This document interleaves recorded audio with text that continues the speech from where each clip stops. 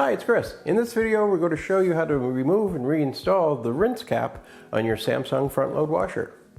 Now, removing and reinstalling the rinse cap on your Samsung washer is actually very easy and does not require any tools at all.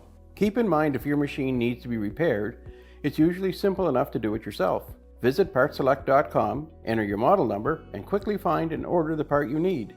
Some of the reasons why you'd be looking to do this is primarily just to clean the dispenser out.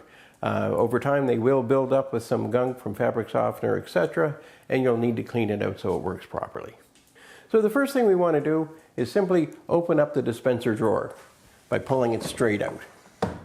Once you've done that, you can see that your rinse cap dispenser is right here in the front left-hand corner, and you're just going to reach in and lift it out, and then you can take it over to the sink and rinse it out and clean it. Or if for some reason it's gotten lost or it's cracked or damaged and you need to replace it, it's the same process. Putting it back in is just as easy. You're just going to bring it over your dispenser drawer, lower it down into place, close your drawer, and you're good to go. So there you go. It's just that easy to remove and reinstall the rinse cap on your Samsung front load washer.